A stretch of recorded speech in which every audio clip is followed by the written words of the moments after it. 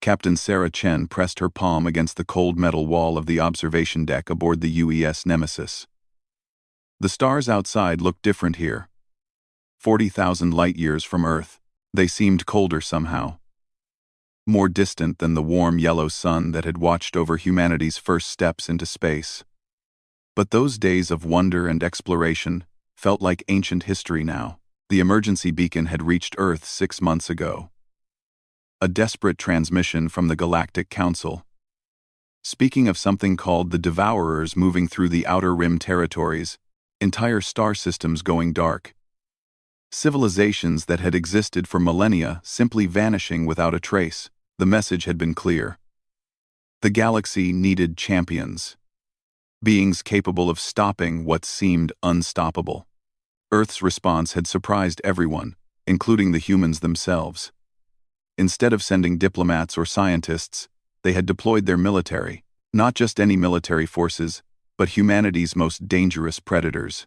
Special operations units that had been forged in the crucible of countless conflicts across human space.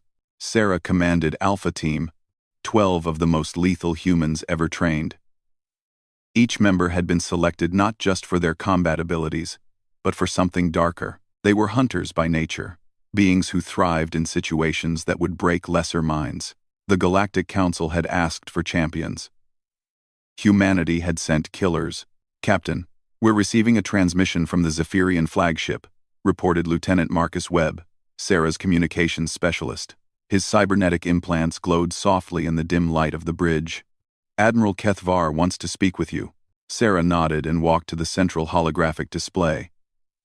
The image that materialized showed a tall, elegant being with crystalline features and 4 arms. The Zephyrians were one of the oldest civilizations in the galaxy, known for their advanced technology and peaceful nature. They had never known war until the Devourers came. "Captain Chen," Admiral Kethvar's voice carried the weight of exhaustion. "I must admit, when the Galactic Council voted to contact your species, many of us were skeptical. Humans are relatively new to the galactic community. Your technology, while impressive, is still primitive compared to what the Devourers possess." "With respect, Admiral," Sarah replied, her voice steady. "You didn't call us for our technology. You called us because everything else has failed." The Admiral's crystalline features shifted in what might have been surprise. "Indeed. The Devourers have swept through 17 star systems in the past year. They consume everything. Planets, stars, even the space between them. They leave nothing but void in their wake. Our greatest fleets have engaged them multiple times. Each encounter ends the same way. Total destruction," Sarah said. "It wasn't a question. Worse. The Devourers don't just destroy. They corrupt. They turn our own people against us. Twist our technology into weapons we don't recognize. The few survivors who escape speak of creatures that feast on fear itself. Beings that grow stronger with every victory." Sarah studied the tactical displays that appeared around the Admiral's image. The affected regions showed as black voids on the galactic map. Areas where no sensor could penetrate, no communication could reach. It was as if reality itself had been erased. "What makes you think humans can succeed where your people have failed?" she asked. For a moment, the Admiral was silent. When he spoke again, his voice was quieter. "Because you're predators, Captain Chen. Every other species in this galaxy evolved from prey animals or peaceful omnivores. We developed technology to overcome our limitations, to transcend our base nature. But your people never lost the killer instinct. Even after achieving spaceflight, humans continue to war among themselves. You perfect new ways to destroy your enemies with every generation. You're afraid of us," Sarah realized. "Terrified," the Admiral admitted. "But fear may be exactly what we need. The Devourers corrupt through fear, but perhaps they've never encountered beings who have made fear their weapon. Your psychological profile suggests that humans don't just fight to survive. You hunt for the pleasure of the hunt itself." Sarah's team had gathered on the bridge during the conversation. She looked at them. Sergeant Thompson, whose augmented reflexes had made him legendary among human snipers. Corporal Reyes, a demolitions expert who spoke of explosives with the passion others reserved for art. Lieutenant Zhang, whose skill with bladed weapons bordered on the supernatural. Each of them carried scars from humanity's endless conflicts, but their eyes held no fear of what lay ahead. "Show us the latest intelligence on the Devourers," Sarah said. The holographic display shifted, showing grainy footage from the last Zephyrian reconnaissance mission. The images were disturbing. Massive biomechanical constructs that seemed to shift and flow like liquid metal. Ships that defied conventional physics, phasing in and out of reality. And everywhere, the void that followed in their wake. "They're not just destroying civilizations," observed Dr. Elena Vasquez, the team's xenobiologist. "They're feeding on them. Look at these energy readings. Whatever they're doing to these systems, it's generating massive amounts of dark energy." "They're farming fear," said Sergeant Thompson. "Creating it, harvesting it, using it to grow stronger. Which explains why conventional military tactics have failed," added Lieutenant Zhang. "Every defeat makes them more powerful. Every moment of terror feeds them." Sarah studied the data for several minutes. Her team waited patiently. They had learned to trust her tactical instincts, even in situations that seemed hopeless. "Especially in those situations, Admiral," she finally said. "We'll need complete operational freedom. No oversight, no interference from the Galactic Council." "Captain, I'm not sure I can authorize that. The political implications are irrelevant if we're all dead," Sarah cut him off. "Humans don't fight like other species. We're not honorable. We're not fair. We win by being more vicious than our enemies thought possible. But that only works if you let us off the leash." 8. The Admiral's crystalline features shifted through several colors. "What exactly are you proposing?" "We're not going to fight the Devourers," Sarah said. "We're going to hunt them. And when we find them, we're going to show them what real predators look like."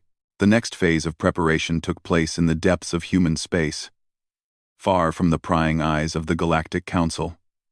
Sarah's team was joined by 2 other units. Beta Team, led by Major Jackson, specialists in psychological warfare and information gathering, and Gamma Team, under Colonel Morrison, experts in asymmetric combat and deep strike operations. The combined force represented the pinnacle of human military evolution. They were augmented with technology that pushed the boundaries of what the human body could endure. Neural implants that allowed for instantaneous communication. Genetic modifications that enhanced strength, speed, and sensory perception. Weapons that existed at the cutting edge of destructive capability. But their most dangerous asset was something no technology could provide: the accumulated wisdom of 10,000 years of human warfare. They were the inheritors of tactical knowledge that stretched back to the first human who picked up a rock and used it to kill an enemy. "Intelligence suggests the Devourers operate from mobile command ships," briefed Major Jackson during their final planning session. "They establish a beachhead in a system, then spread outward like an infection. The corruption process seems to require constant coordination from these command ships." "So we cut off the head," said Colonel Morrison. "Classic decapitation strategy." "It won't be that simple," warned Dr. Vasquez. "The Devourers don't just corrupt matter. They corrupt space-time itself. Traditional physics don't apply in areas of heavy infestation.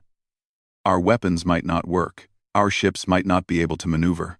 Then we adapt," Sarah said simply. "It's what humans do best." The briefing continued through the night, covering every aspect of the mission. Supply lines, communication protocols, extraction procedures. But everyone in the room understood that much of their planning would become irrelevant the moment they encountered the enemy. The Devourers were unlike anything humanity had ever faced. As the teams prepared for departure, Sarah found herself thinking about Earth.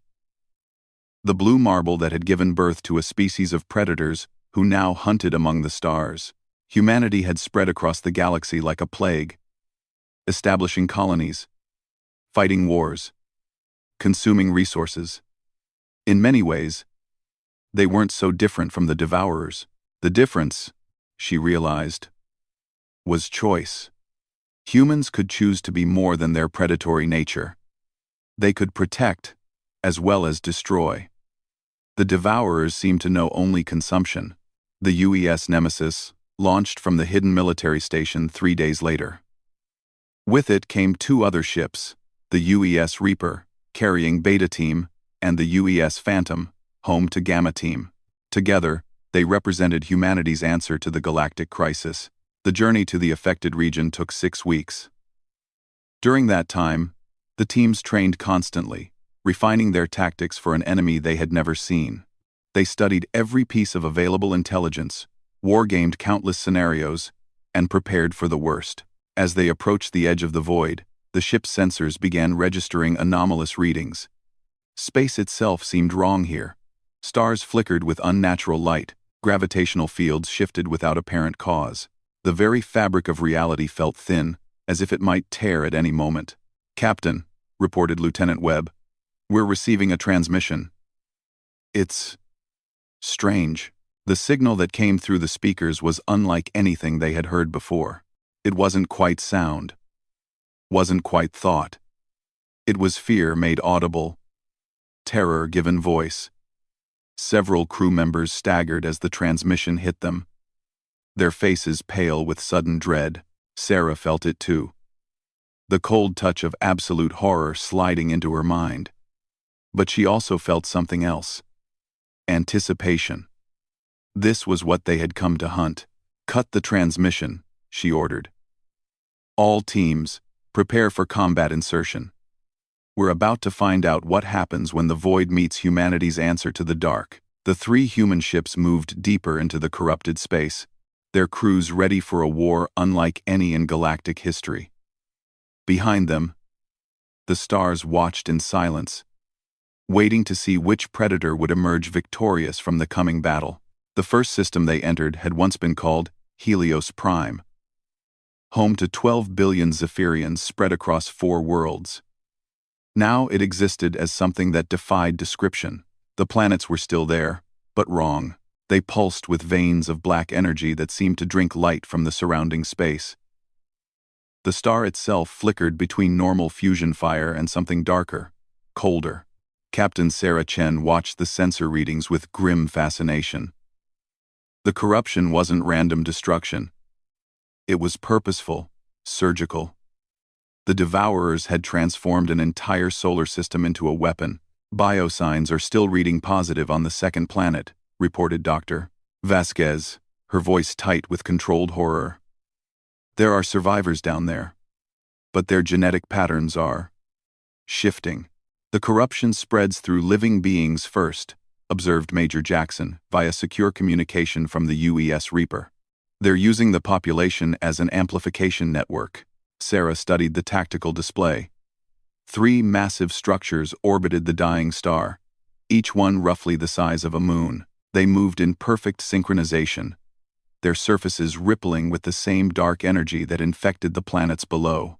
These had to be the command ships Dr. Vasquez had theorized about. "All teams, initial observations confirm the intelligence," Sarah transmitted to the other vessels. "We're looking at a coordinated infection pattern. The command ships are maintaining the corruption field. If we can destroy them simultaneously, the effect should collapse." "Easier said than done," came Colonel Morrison's response from the UES Phantom. "My sensors are showing massive defensive networks around each ship. Energy weapons that don't follow conventional physics. Whatever they're shooting, it's not something our shielding was designed to handle." Sarah nodded. "Conventional tactics would fail here. The Devourers had evolved to defeat civilizations that fought with honor, that followed the established rules of warfare. Humanity would have to write new rules. Change of plan," she announced. "We're not going to attack the command ships directly. We're going to infect them." The silence on the communication channels stretched for several seconds before Major Jackson spoke. "Explain." "The Devourers spread corruption through contact, through proximity. They're counting on us being afraid to get close. What they don't understand is that humans are contact predators. We evolved to grapple with our prey." Sarah's tactical plan was audacious even by human standards. Instead of engaging the command ships at range, they would infiltrate them. Small teams would be inserted directly onto the surfaces of the massive structures, where they would plant specialized charges designed to disrupt the corruption field from within. The ship's defenses are oriented outward, Sarah explained as the plan took shape. They're designed to destroy incoming fleets, not repel boarding parties. Once we're inside their perimeter, their own size works against them. The insertion would require a level of precision that bordered on the impossible. The teams would have to use modified drop pods to penetrate the energy fields surrounding the command ships, then fight their way through whatever defenses waited inside. What about extraction? Asked Dr. Vasquez. There probably won't be any, Sarah admitted. This is a one-way mission. We succeed, or we don't come home. The words hung in the air like a death sentence. But when Sarah looked at her team, she saw no fear in their eyes. If anything, they seemed more focused than before. The prospect of certain death had a way of clarifying things for humans. Preparation took 18 hours. The drop pods were modified with experimental shielding designed to penetrate the corruption fields. Each team member was equipped with enough explosives to level a city block, along with weapons that pushed the boundaries of what human technology could achieve. Sarah checked her equipment one final time. The neural implant that connected her to her team's tactical network hummed softly at the base of her skull. The modified combat suit would provide life support for 6 hours in any environment short of a star's core. The weapon in her hands was a prototype plasma rifle that could punch through a meter of battle steel. But her most important tool was the small device clipped to her belt. It looked innocent enough, like a simple communications relay. In reality, it was a localized reality anchor, designed to maintain normal physics in a small area around the wearer. Dr. Vasquez had called it humanity's insurance policy against the unknown. All teams report ready, came the confirmation from the other ships. 36 humans, representing their species' answer to galactic extinction. The odds were impossible. But impossible odds were something humans specialized in overcoming. The drop pods launched simultaneously from all 3 ships, their trajectories calculated to bring them into contact with the command ships at precisely the same moment. Sarah watched through her pod's small viewport as the massive structure grew larger, its surface writhing with patterns that hurt to look at directly. The corruption field hit them when they were still 1,000 kilometers out. Sarah felt her mind recoil as something alien tried to force its way into her thoughts. Images of despair, visions of worlds consumed by darkness, the crushing weight of hopelessness pressed against her consciousness. Then her training kicked in. Humans had spent millennia learning to fight through pain, through fear, through conditions that would break any rational mind. The corruption was just another enemy, and enemies were meant to be destroyed. Contact in 30 seconds, she announced, her voice steady despite the psychic assault. Remember, we're not here to survive. We're here to win. The pods struck the surface of the command ship with tremendous force, their impact charges blowing holes in the alien hull. Sarah's team spilled out into a nightmare landscape of twisted corridors and impossible geometries. The interior of the ship defied human perception, with passages that folded back on themselves and rooms where the ceiling was somehow below the floor. But Sarah's team adapted with frightening speed. Humans had evolved in a world full of predators, had learned to navigate by instinct and sound when vision failed. The alien architecture was disorienting, but it wasn't insurmountable. Charges planted in Corridor 7, reported Sergeant Thompson, his voice crackling with static from the interference. Meeting heavy resistance. These things don't fight like anything I've ever seen. The devourers they encountered inside the ship were as alien as their architecture. Some appeared to be corrupted versions of various galactic species, twisted into forms that served the collective will of the command ship. Others were pure manifestations of the corruption itself, beings of living darkness that existed somewhere between matter and energy. But the humans had advantages that no other species possessed. They fought dirty. They used tactics that other civilizations would consider barbaric. When Corporal Reyes ran out of ammunition, she switched to explosives.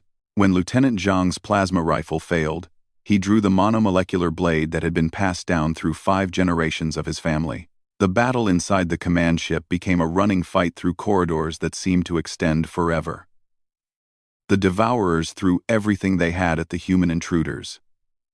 Creatures that could phase through solid matter, weapons that attacked the mind directly, environmental hazards that would have killed any normal being in seconds. But humans weren't normal beings. They were persistence hunters, evolved to chase their prey to exhaustion across impossible distances. They were pack hunters, coordinating their attacks with a precision that bordered on telepathy. Most importantly, they were survivors, capable of thriving in conditions that would destroy any other form of life. Central chamber located, Sarah announced, as they fought their way deeper into the ship. The corruption was getting stronger here, reality becoming increasingly unstable. But her team pressed on, driven by something that the Devourers couldn't understand or corrupt. Pure human stubbornness. The central chamber was vast, its walls lined with what appeared to be processing units for captured beings. Thousands of pods contained the remains of various galactic species, their life force being slowly drained to power the corruption field. At the center of it all sat something that might once have been a devourer, but had evolved beyond physical form into something that existed purely as malevolent intelligence. "So this is what terror looks like," Sarah said, raising her weapon. The entity spoke without words, its voice echoing directly in their minds. It offered them visions of power, of immortality, of becoming part of something greater than their small, violent species. It promised them an end to the constant struggle that defined human existence. Sarah's response was to activate the charges her team had planted throughout the ship. The explosions tore through the command ship's structure, disrupting the careful balance that maintained the corruption field. Reality reasserted itself in violent bursts as normal physics fought to reclaim the twisted space. The entity at the center of it all screamed, a sound that existed in dimensions humans couldn't perceive. But Sarah's team was already moving, fighting their way toward the secondary objectives while the ship died around them. They had studied the intelligence reports, understood that destroying one command ship wouldn't be enough. The corruption would simply adapt, evolve new forms of control. Beta and Gamma teams report successful insertion, came Major Jackson's voice through the static. "We're implementing the Scorched Earth Protocol," Sarah smiled grimly. The Scorched Earth Protocol was something uniquely human, a tactic that other species found incomprehensible. Instead of simply destroying the command ships, they were going to poison them. The charges they had planted contained a special payload designed by human scientists, a self-replicating nanite swarm that would turn the Devourer's own corruption against them. The nanites were based on human immune system responses, designed to identify foreign elements and eliminate them with extreme prejudice. But unlike biological immunity, the nanites could adapt in real time, evolving new strategies to counter whatever the Devourers threw at them. "This is what happens when you hunt predators," Sarah said as she watched the corruption field begin to collapse around them. "We don't just fight back. We make sure you can never hurt anyone else again." The command ship shuddered as the nanite infection spread through its systems. The Devourers had spent eons learning to corrupt other forms of life, but they had never encountered something designed to corrupt them in return. The carefully maintained balance of their biological and technological systems began to break down as human-designed viruses ate them from the inside out. Similar scenes were playing out on the other two command ships. 36 humans had infiltrated the heart of an empire that had consumed entire civilizations, and they were winning. Not through superior technology or ancient wisdom, but through sheer bloody-minded determination to drag their enemies down with them. "All teams, prepare for Phase 3, Sarah announced, as her team fought their way toward the extraction point. The original plan had called for them to die on the ships, but human plans had a way of evolving in combat. If they were going to win this war, they needed to send a message that the Devourers would never forget. The corruption field collapsed completely as the 3 command ships died simultaneously. Across the Helios Prime system, the infected planets began to revert to normal spacetime. The survivors in their twisted cities found themselves human again, their memories intact but their fear transformed into something else: hope. But the real victory wasn't the liberation of a single star system. It was the proof that the Devourers could be beaten, could be hunted, could be made to fear something in return. Humanity had looked into the void that sought champions, and the void had blinked first. The destruction of the Helios Prime command ships sent ripples through the Devourer network that stretched across hundreds of light years. For the first time in their existence, they experienced something they had never known: uncertainty. The corruption that had spread so easily through other species found itself unable to take hold in human minds, and worse, it was being systematically dismantled by something they couldn't understand. Captain Sarah Chen stood on the bridge of the UES Nemesis 3 weeks after the successful mission, studying reports from across the galaxy. The nanite infection had spread far beyond their initial target, carried by the Devourer's own communication networks to dozens of other corrupted systems. Each infected command ship became a beacon of human-designed destruction, spreading the anti-corruption virus to everything it touched. "The Galactic Council is calling it a miracle," reported Lieutenant Webb. 17 systems have been completely cleansed of Devourer influence. The survivors are referring to us as liberators. Sarah wasn't interested in being anyone's liberator. Humanity had responded to a threat to their adopted galactic home. Nothing more. But the consequences of their actions were becoming clear. The Devourers were adapting, evolving new forms of corruption, specifically designed to counter human tactics. "Intelligence reports from the Outer Rim suggest they're massing for a counterattack," added Dr. Vasquez. "The entities that survived our assault have been studying our methods. They're creating new forms of corruption based on human psychological vulnerabilities." "Good," Sarah replied, surprising her crew. "That means they're afraid of us. Fear makes mistakes."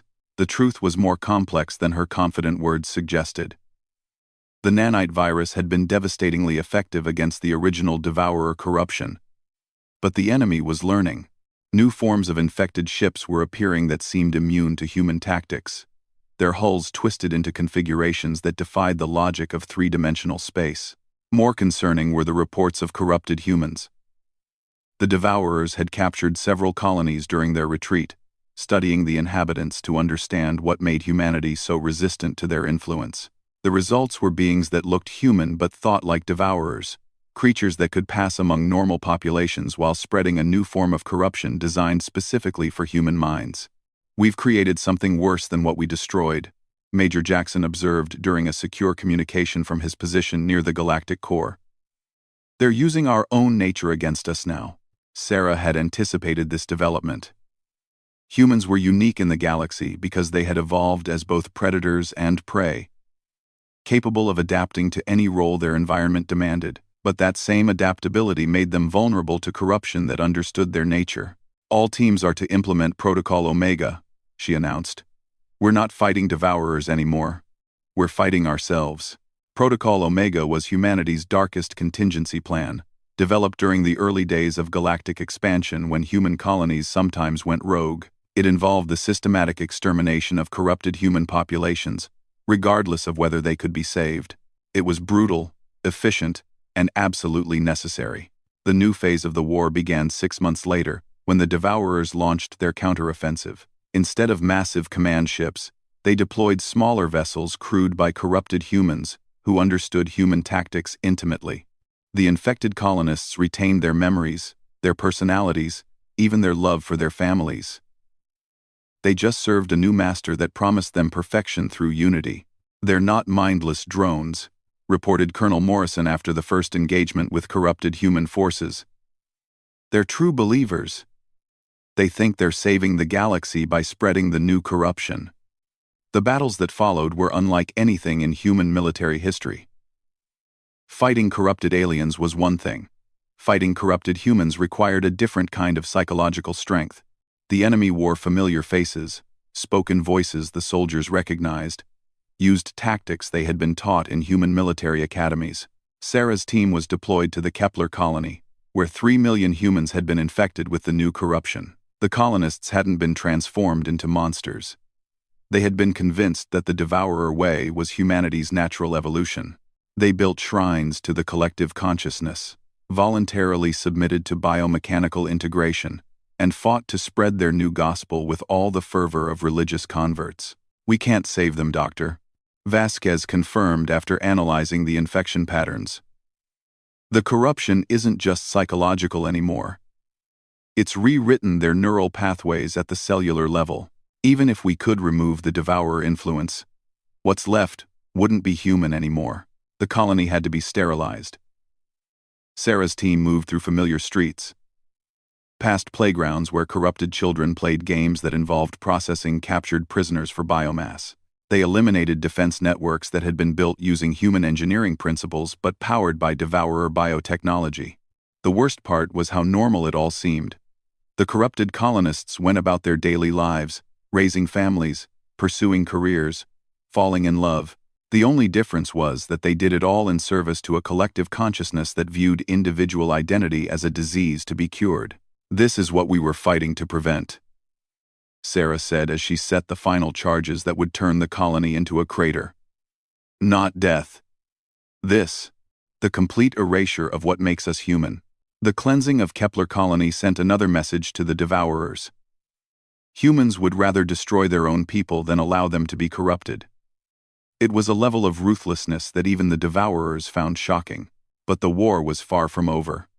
The enemy adapted again, creating new forms of corruption that didn't require direct contact. Quantum viruses that spread through communication networks.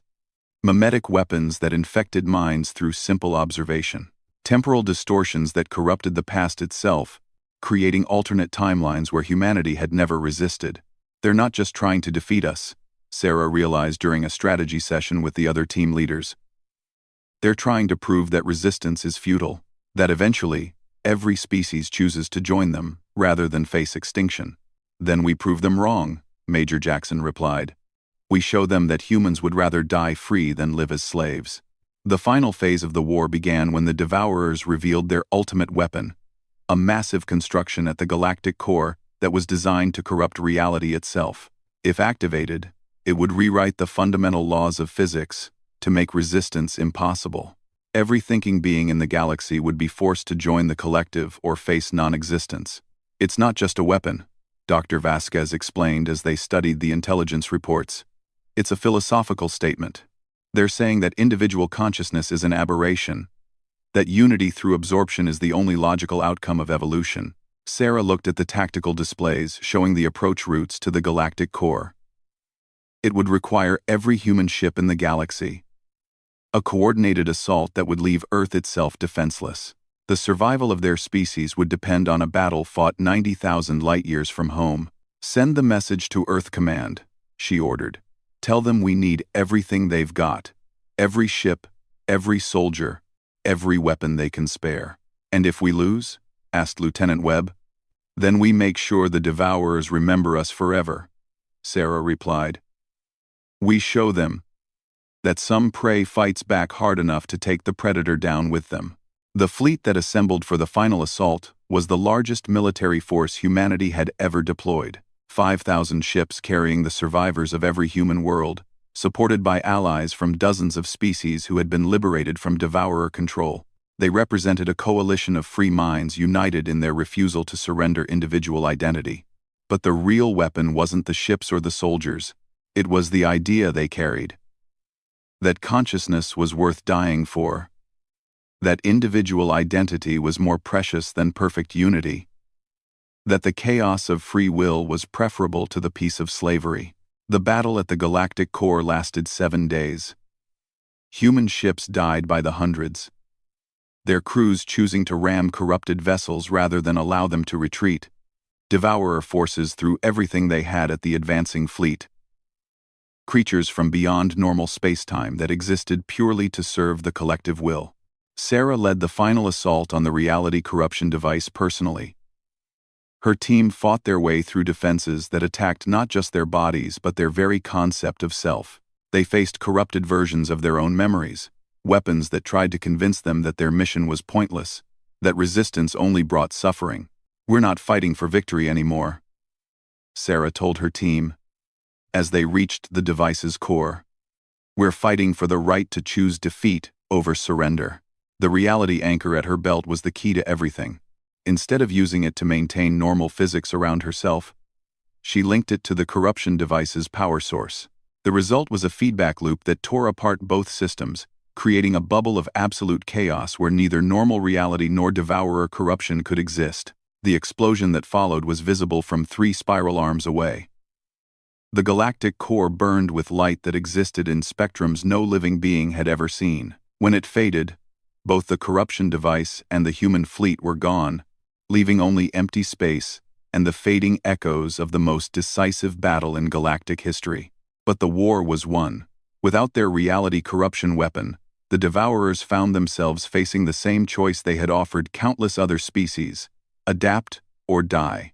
Some chose to integrate with the surviving galactic civilizations, becoming individuals for the first time in their existence. Others retreated to the intergalactic void, carrying their collective consciousness to distant galaxies where they could start fresh. The cost had been enormous. Humanity had lost 90% of its military forces and most of its colonies. Earth itself had been partially corrupted during the final battle, though the infection was contained and eventually cleansed. But they had proven something that would echo through the galaxy for millennia: that some species would never stop fighting for the right to be themselves. In the aftermath, as the surviving civilizations rebuilt, they erected monuments to the humans who had chosen extinction over absorption. The galaxy remembered them not as conquerors or liberators, but as something far more dangerous. Beings who had shown that the void, no matter how vast or hungry, could never consume the one thing that made consciousness worth having: the right to choose. Years later, when new threats emerged from beyond the galactic rim, the call went out again for champions. The response was immediate and uniform from every species that remembered the war. They wanted humans, not because humanity was the strongest or the smartest, but because they had proven that some predators could be trusted to hunt in defense of those who couldn't hunt for themselves. The void had sought champions, and it had found them in the most unlikely place: a small blue planet, where predators had learned to choose their prey, and sometimes chose to protect instead of consume. It was a lesson the galaxy would never forget, and a warning to any future threat that might mistake human kindness for human weakness. In the deep dark between the stars, new dangers were already stirring. But they would find something waiting for them that had never existed before the Devourer War: a galaxy full of species who had learned from humanity that the greatest weapon against the darkness was the willingness to light a fire that burned brighter than survival itself. The void had taught them to be champions. Humanity had taught them to choose victory through sacrifice, proving that sometimes the best way to win was to show your enemy what you were willing to lose.